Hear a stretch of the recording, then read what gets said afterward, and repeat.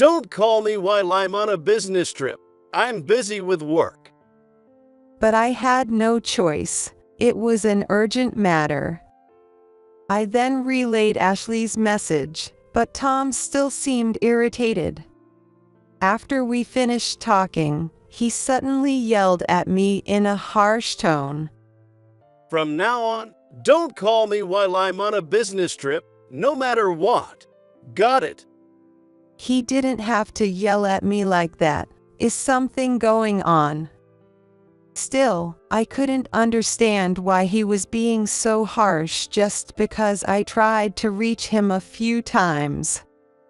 After thinking it over for a bit, I decided to just play along and said, "Fine, I won't call you no matter what happens."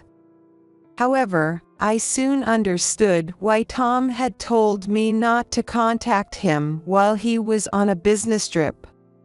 The reason became clear after the major accident he caused while pretending to be on a business trip. As I learned more about the cause of the accident, I realized that my decision to follow Tom's orders and not reach out at all had played a part in what unfolded. My name is Laura Cooper, and I'm a 45-year-old housewife who has been married for 20 years.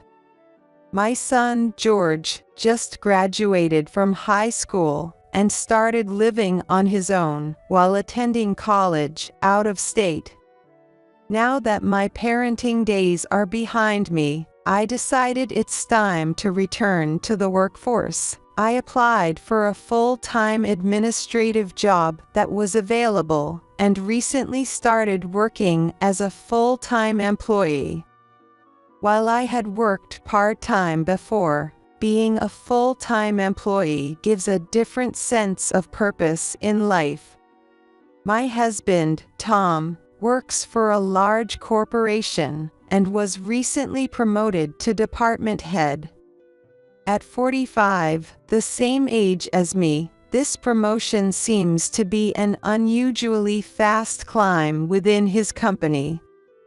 Lately, Tom has been traveling a lot for business meetings with other companies, so he's hardly ever home. Tom is very enthusiastic about how fortunate he is to have so much work, even in this tough economy. Even though Tom's salary has increased, I'm determined to work hard too, especially for George, who's attending a private college. Because of this, my husband and I have been passing each other more often, and we rely on our smartphones when urgent matters come up. Tom isn't really a fan of phone calls, but sometimes he doesn't have a choice. Actually, our family has been living in a guest house built on his parents' property. Tom's parents, Ashley and Bill, are really nice people, and they don't interfere with our lives much. We only see them occasionally. That said, there are times when they ask for advice, like about property taxes, and in those cases, I have to get in touch with Tom. Today, I had something urgent come up while Tom was on a business trip, so I called him, but no matter how many times I tried, he didn't pick up, and he didn't call me back either. Since it wasn't anything too urgent, I decided to wait until the evening. It was only late at night when Tom finally called me back.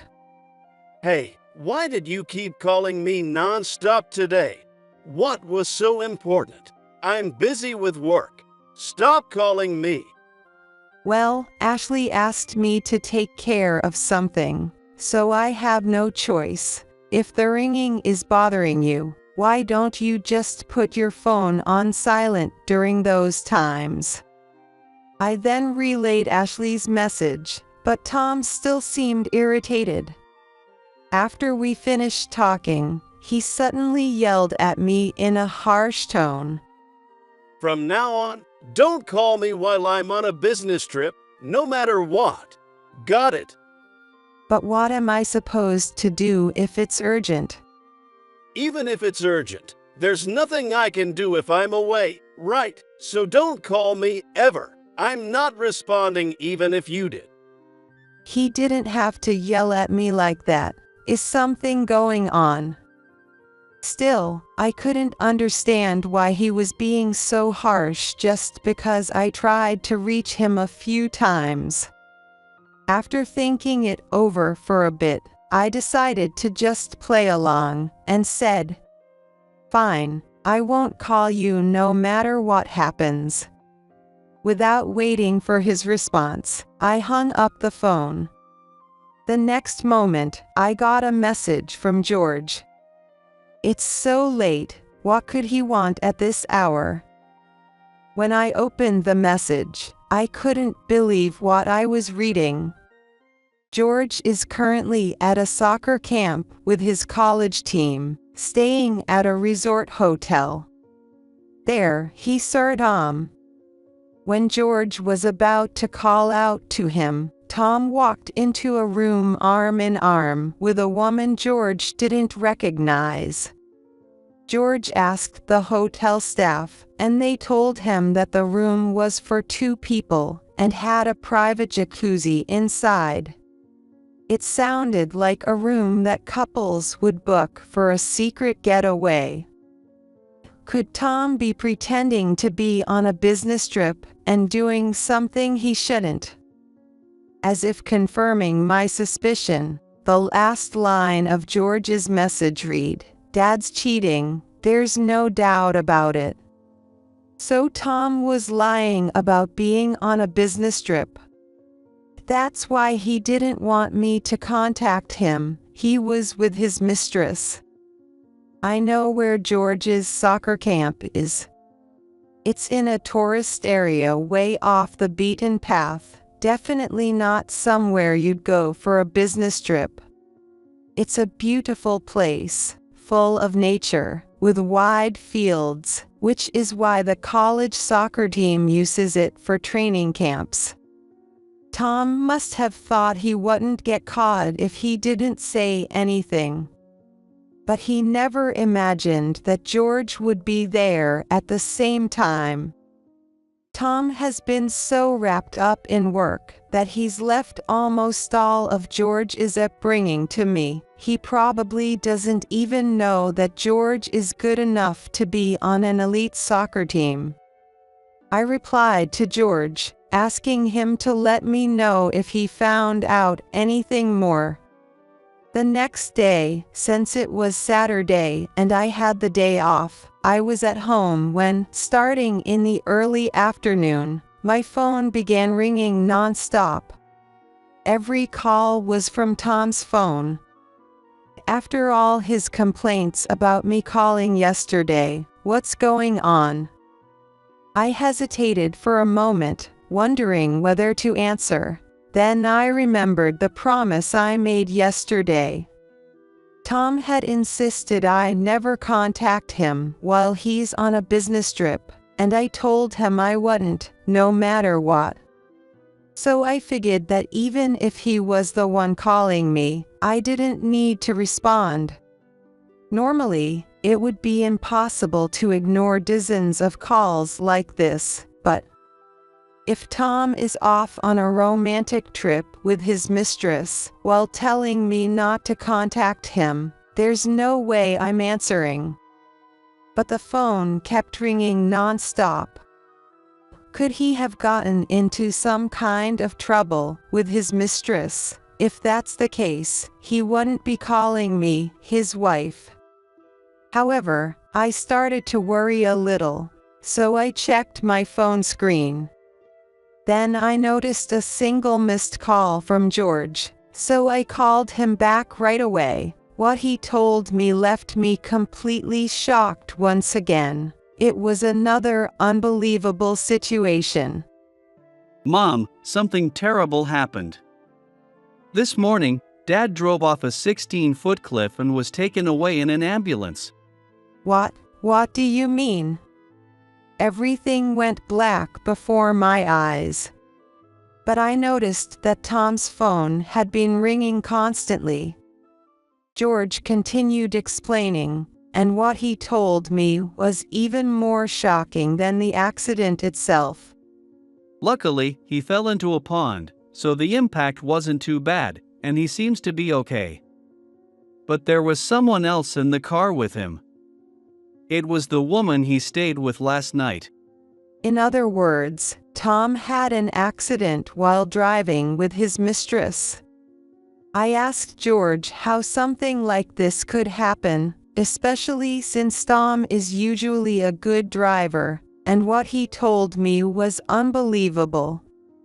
Since there was no soccer practice that day, George had been out running around the hotel with his teammates that morning.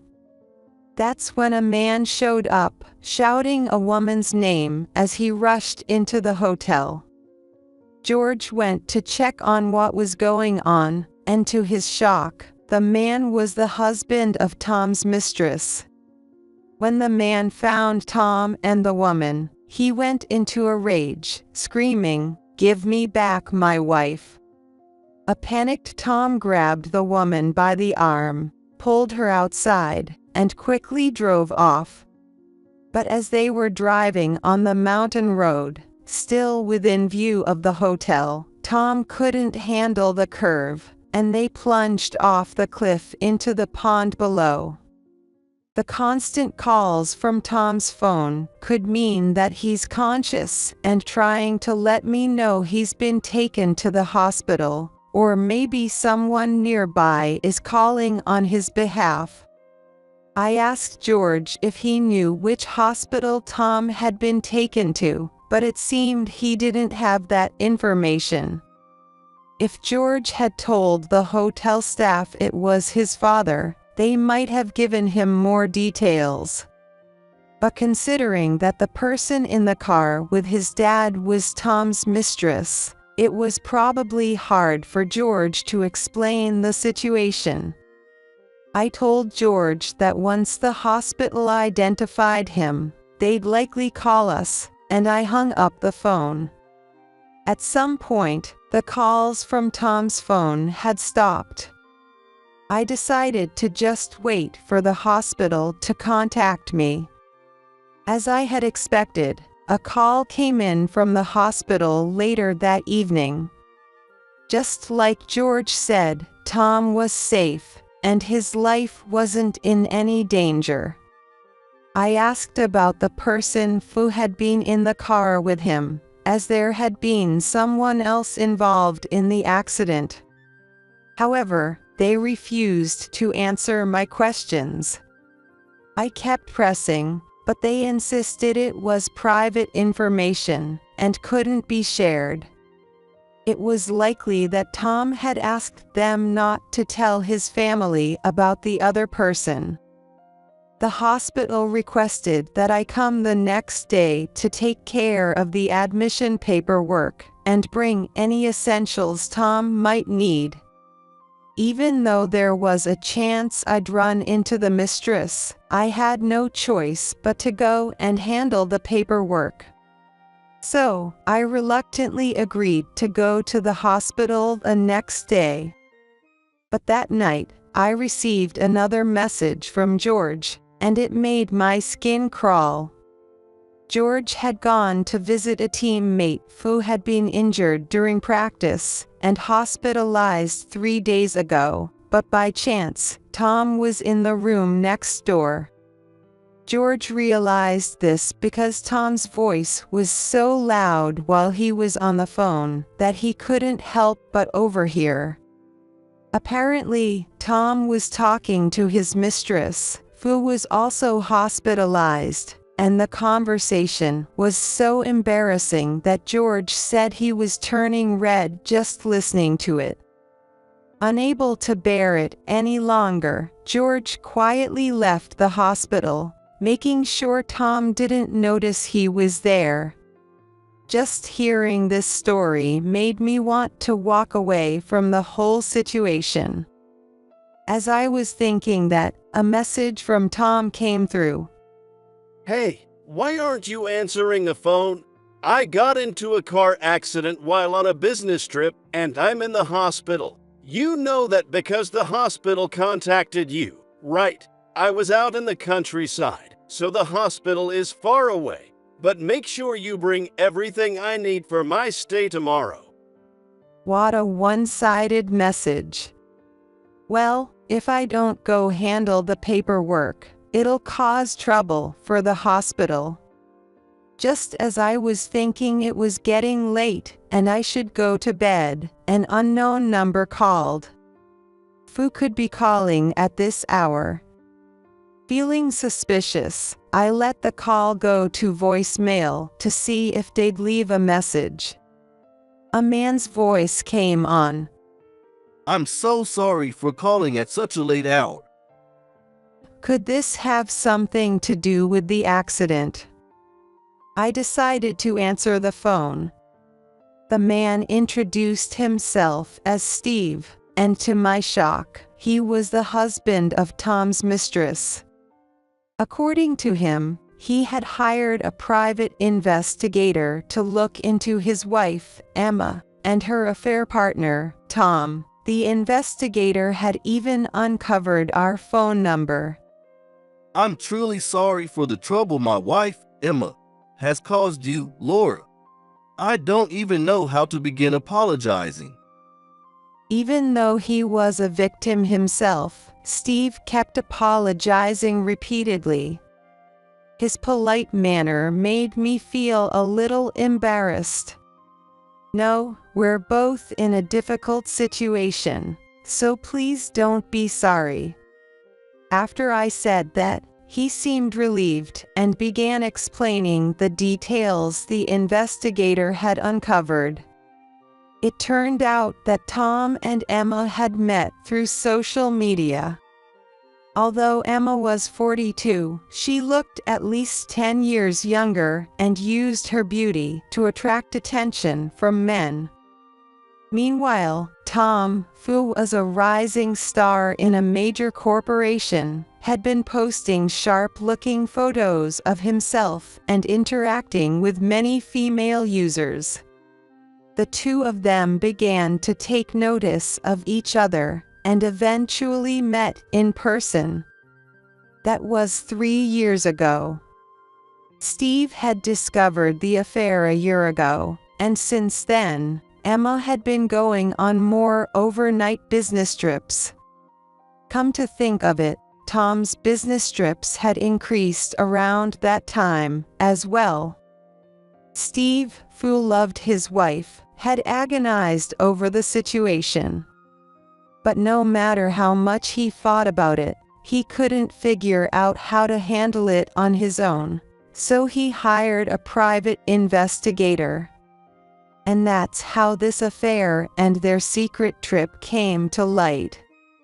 It turns out that the reason Steve was able to confront them at the hotel was because he had placed a GPS tracker on Emma's belongings to follow her. Both Emma and Tom were taken to the same hospital after the accident, but they were admitted to different floors. Thanks to the airbags, they only suffered minor scrapes on their upper bodies, but they both hit their legs hard and are now in casts. Because of that, they can't visit each other in person. So that's why Tom was talking to Emma over the phone. Steve had already gone to the hospital and requested to meet with Tom, but Tom refused, so the hospital denied his request. I just want to put an end to this somehow. But I can't even talk to Tom. What am I supposed to do? Steve sounded desperate, and I felt a bit lost about how to help him. Then I remembered George's message from earlier. Not knowing if it would work, I came up with an idea and shared it with Steve. That's a great idea. Steve said, sounding relieved. He thanked me and ended the call. If everything went well, This would give Tom a taste of his own medicine for lying to me. The next morning, I called George and asked him to help with the plan I had come up with. Later that day, just before noon, I received a message from Tom. Hey, why aren't you coming to the hospital? I didn't even buy any toiletries because I thought you'd bring them. I haven't brushed my teeth. And you need to come do the admission paperwork, too. The nurse has been asking if you're coming, and she's still waiting. I read the message, but didn't reply. Instead of responding to Tom's complaints, I sent him a certain video. Tom saw the video and immediately responded, clearly furious. What the hell is this video? Why are you sending me something like this? It was the audio recording George had helped me capture of Tom and Emma talking on the phone, which I had then turned into a video using a photo app. What I had asked George to do earlier was to get his teammate, who was in the room next to Tom's, to secretly record Tom's embarrassing phone conversation on his smartphone. That teammate, Jake, is the same age as George, and apparently, they're on good terms. So when George explained the situation, Jake gladly agreed to help. Jake recorded the video, sent it to George, and then George sent it to me. That's how I was able to send the video to Tom. Tom probably never imagined his affair would be exposed in such a way. I can picture his nervous, flustered expression right now. As I continued ignoring Tom's messages, a new, angrier one arrived. And now what? Might have just called me. He was furious, yelling, "Were you on some kind of affair trip? Laura, you ratted me out to him, didn't you?" Yes, I had sent the video to Bill's phone as well, along with a message explaining everything, from the affair trip to the accident. After seeing that, Bill must have immediately called Tom. Bill is a strict man who despises any behavior that strays from proper morals. If he knows Tom was cheating, he definitely won't let it slide. Just as I was thinking that, I heard a car horn outside the house. Bill was ready to rush to the hospital to confront Tom, and Ashley was sitting in the back seat. Come on, Laura, hop in. Let's go to the hospital together. I got into the front passenger seat and helped navigate as Bill drove us to the hospital. On the way, I decided to contact Steve.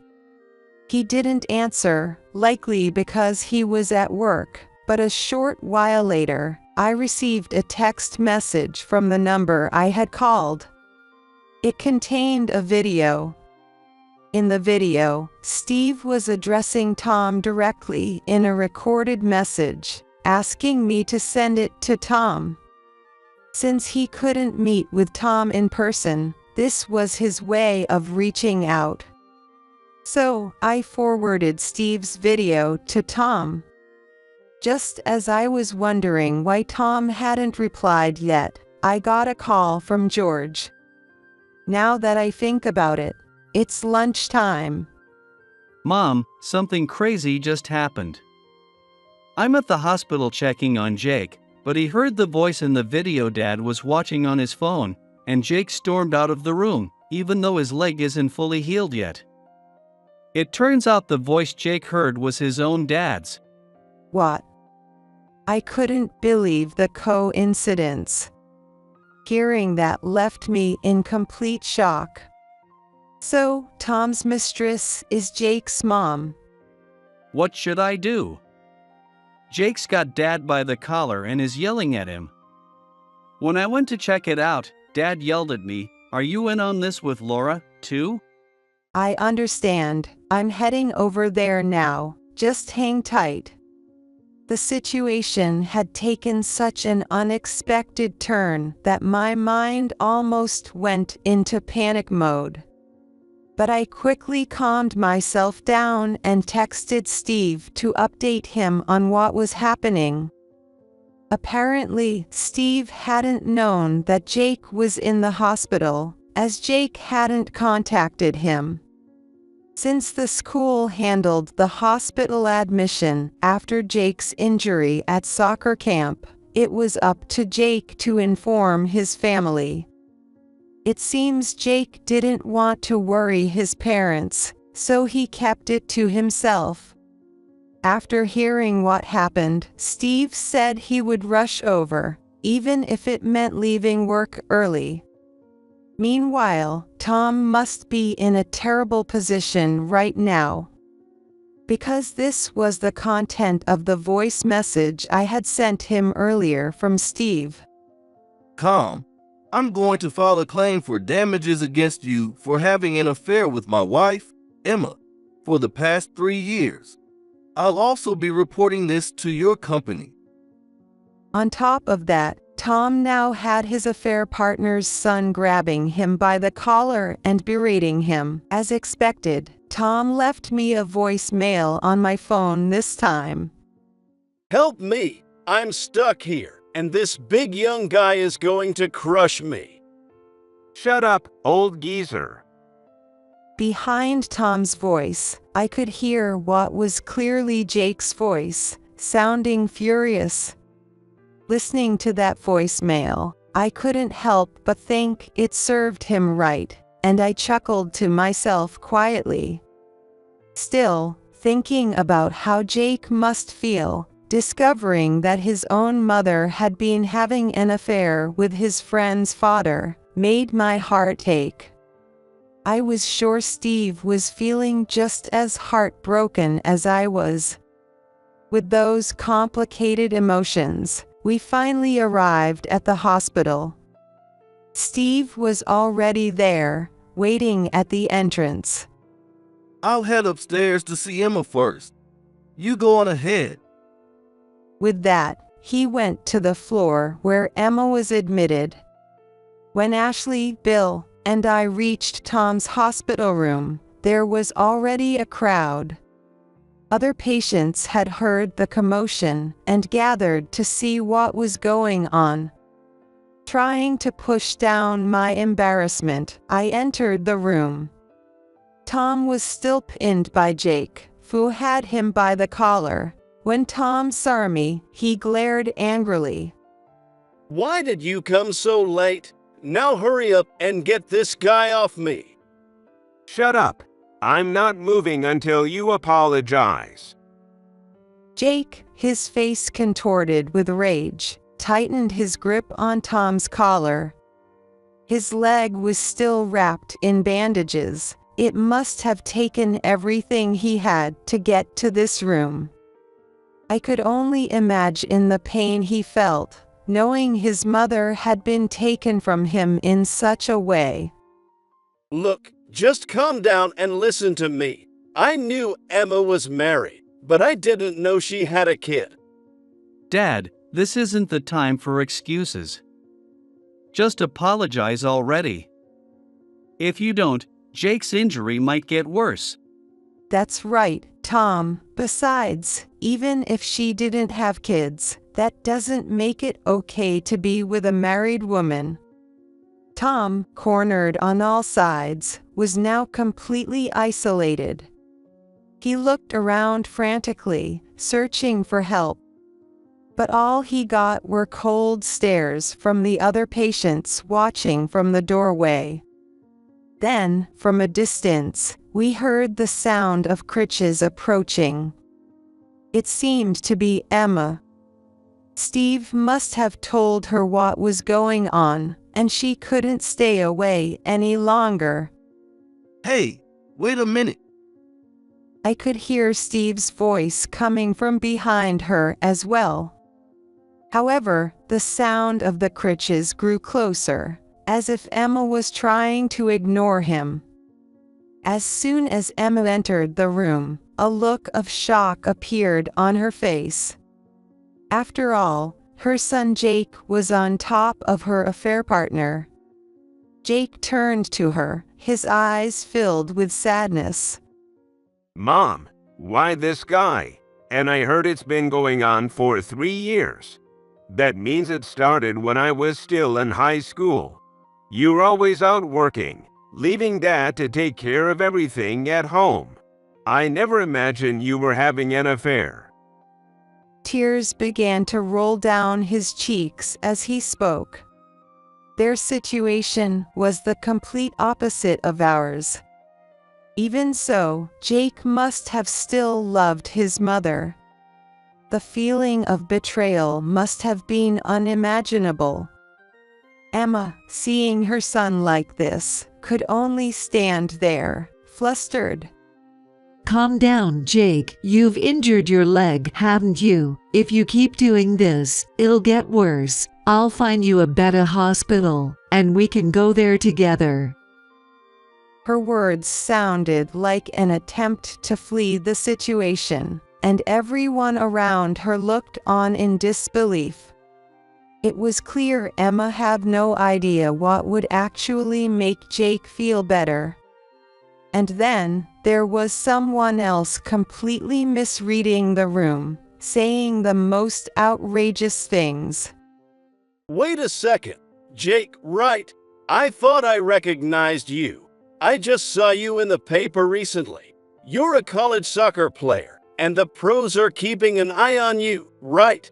I saw your name alongside George's and read every word of that article. You know, if I end up with your mom, we could both bring in good money. We'd be able to support George and you in everything you do.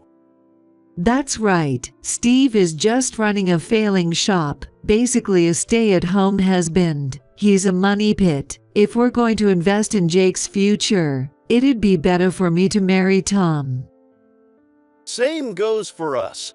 Laura's only been making a little pocket money with her part-time work, so maybe it'd be better for George and Jake if I ended up with Emma instead. What on earth are these two thinking? I was the one who raised George to where he is today. Tom, who barely cared about our family, didn't even know how hard George had been working until he saw his name in the newspaper. No matter what happens, even if we get divorced, I'm not letting Tom take George from me. As if voicing my own farts, Steve suddenly spoke up. Shut up, both of you. I've taken care of everything at home so Emma could work without any worries. I've handled all the household chores and raised Jake myself. Parents' days, sports activities, everything. And even though the shop wasn't slow, I still found time for it all. I've watched Jake chase that soccer ball every single day, working so hard. Do you even understand how that feels, Emma? Steve's desperate words left Tom and Emma in stunned silence. I felt a sense of relief, like Steve had said everything I'd been thinking. I stood up, ready to shut down the two of them. That's right, you two don't deserve to call yourselves parents. If you want a divorce, go ahead, but don't drag the boys into it. They've worked hard while you both acted selfishly. Yeah, even if my parents get divorced, I'm not going with you, Dad. You call Mom a burden, but that's not true. She raised me and made things work on your salary, and when my sports got expensive, she went out and got a part-time job. I've seen her struggle more than anyone. George's words brought tears to my eyes. I thought George hadn't noticed, but he's been watching me all along. Behind me, Ashley and Bill nodded in agreement. Even the other patients in the room looked at me with calm, supportive expressions. But Emma, seemingly unable to take the pressure, suddenly let out a shrill scream. No way, I can't take this anymore. It's like I'm being blamed for working so hard all these years. Jake, you're on my side, right? I worked day and night to pay for your education so you could focus on soccer. Even now, Emma was still trying to justify herself. Had she already forgotten her own actions? Jake glared at her, his own mother, with a look that spoke of deep disappointment. You're not my mother anymore. Go run off with this guy you've been cheating with. My tuition, most of it came from Dad's business profits. You probably don't know this, but the shop has been doing really well. So stop acting all high and mighty. You've just been wasting money on yourself. Damn you. Jake's words left Emma completely deflated. After 3 years of cheating, it was no surprise he accused her of spending money frivolously. With a look of resignation, Emma fell silent. At that moment, Bill, who had been quietly watching everything unfold, sighed and spoke up. Well, given the situation, it seems there's no other choice but for you all to separate. Tom, if you're getting a divorce, you need to leave our property. I can't allow someone who behaves so disgracefully to stay in this house. Tom's face went pale. What? Why? When people get divorced, the wife usually leaves. I'm supposed to inherit this place. If I leave, what happens to the family? I'll marry Emma and take over the house, so don't make me go.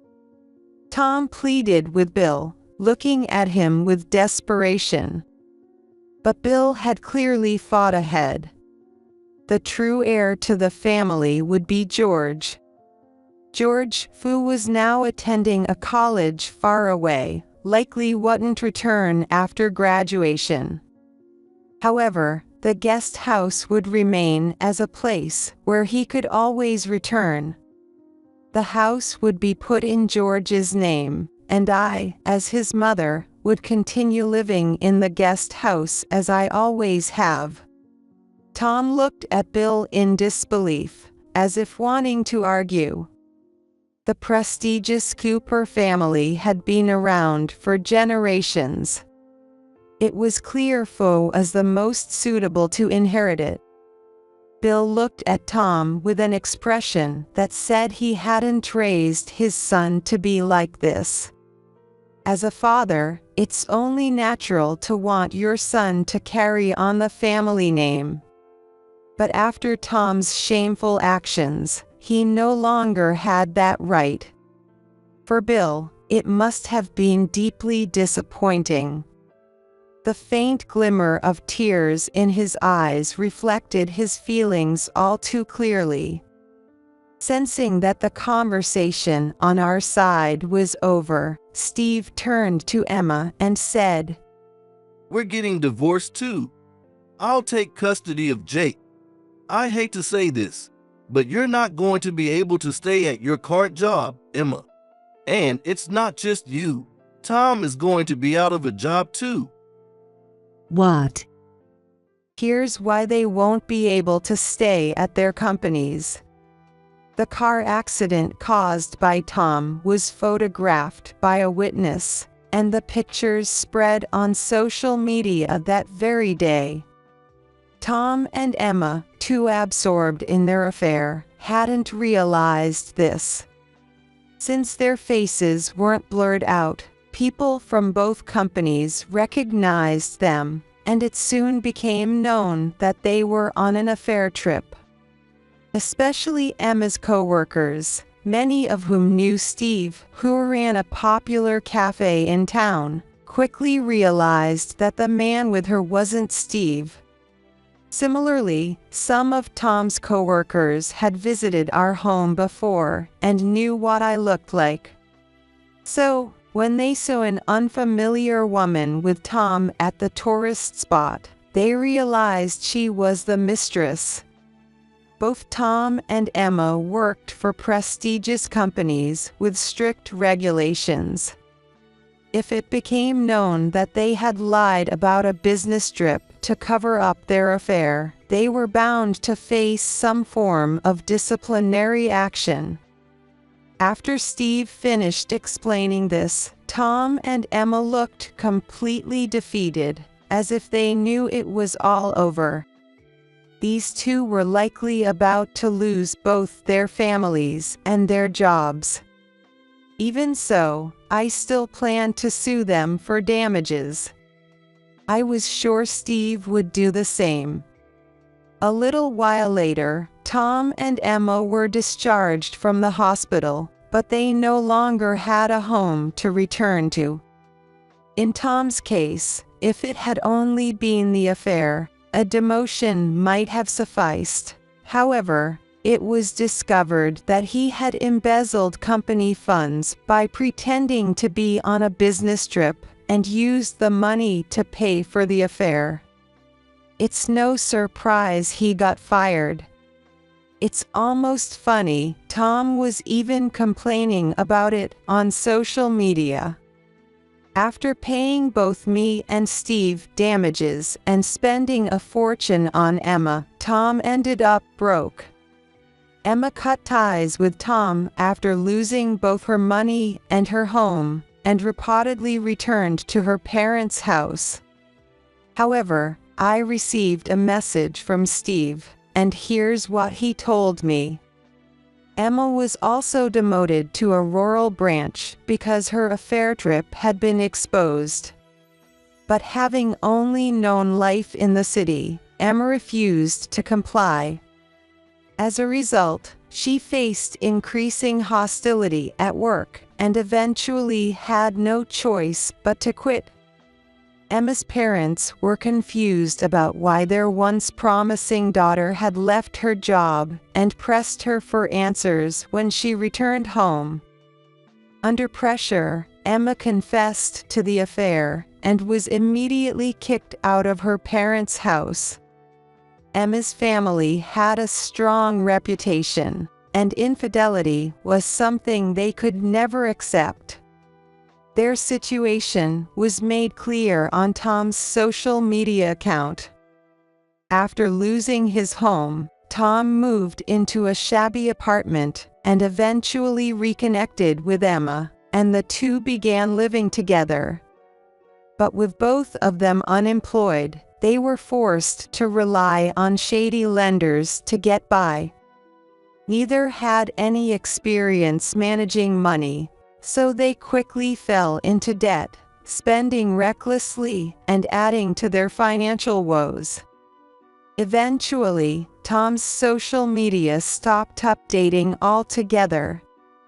It's likely they couldn't even afford their phone bills anymore. The phrase "they deserve no sympathy" seems to be tailor-made for these two.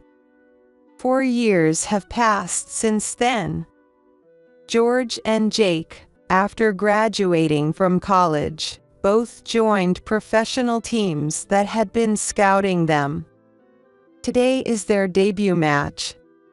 I went to the stadium early with Ashley and Bill. Our seats were in the 7th row, close enough to see the players' faces clearly. When the players came out, George seemed to notice me and looked over with a smile. It was a moment of pure joy, something not everyone gets to experience, and it's hard to put into words how happy I felt. As the game started, I noticed Steve in the front row, watching the match intently. It was clear he had put his heart and soul into raising Jake. The two of them, expected to make an immediate impact, were given a chance to play midway through the game. George had grown into such an impressive young man. Overwhelmed with emotion, I couldn't stop the tears from flowing. Steve let out a triumphant roar when Jake scored a goal. This kind of emotional reward only comes from truly dedicating yourself to your children. I may not be the most perfect mother. However, every moment I've spent with George has been an irreplaceable treasure. And now, as I watch George standing on this grand stage, I feel an immense sense of pride as his parent. I believe that is what the true bond between parent and child is all about. In this moment, and for all the moments to come,